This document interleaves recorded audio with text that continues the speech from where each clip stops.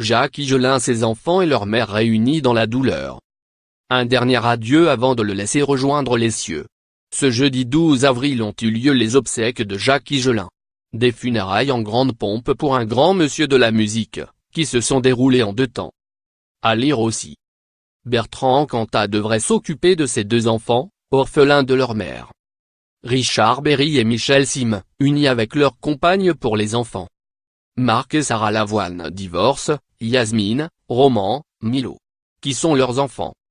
La première partie s'est tenue en début d'après-midi entre les murs du superbe cirque d'hiver à Paris. Un dernier tour de piste symbolique, entouré de ses amis et de ses proches. De nombreuses personnalités avaient répondu à l'appel. Devant le cirque d'hiver, on a tout d'abord croisé Cullen Guillen, la mère de Ken Higelin, l'un des 3 enfants de l'artiste décédé le 6 avril à l'âge de 77 ans. Lui emboîtant le pas, on a pu voir de nombreux amis, de la musique comme du cinéma, avec Alain Souchon, venu avec son fils Pierre, Daniel Auteuil, Tom Novembre, Axel Boé, Mathia Malzieu, Cali, Louis Bertignac, Paul Personne ou encore Armande Altaï et l'actrice Marina Foï. La maire de Paris, Anne Hidalgo, ainsi que la ministre de la Culture, François Nyssen, étaient également présentes, tout comme Jack Lang. Tous ont ensuite pris place dans les gradins du cirque d'hiver, avec un piano installé sur la piste devant un parterre de tournesol. Et une photo en noir et blanc et de dos du poète rock, disparu vendredi à 77 ans.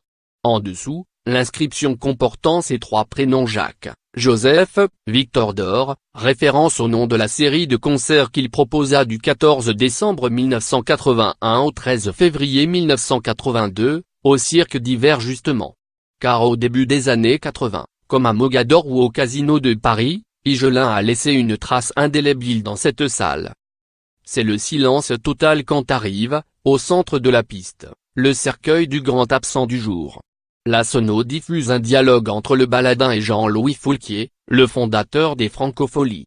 Rien ne m'empêchera de chanter, promet dans cette interview l'enchanteur Higelin. Pendant l'hommage qui a suivi, Daniel Auteuil a notamment lu une lettre adressée par Barbara au chanteur. Sandrine Bonner, qui lui avait consacré récemment un documentaire, a récité un texte, accompagné par un guitariste. À toi, Jacques, une dernière taffe de provoque, a déclamé la comédienne, émue. C'est ensuite le fils aîné de Jacques Higelin, Arthur H., qui a pris le relais, accompagné par le grand complice de son père El Areski. La grande Brigitte Fontaine m'a envoyé un mot au téléphone. Elle n'avait pas le courage de parler. La dernière fois qu'ils se sont vus, ils se caressaient le visage, le nez, on aurait dit 2 extraterrestres. Je n'ai rien vu d'aussi beau, raconte le chanteur, avant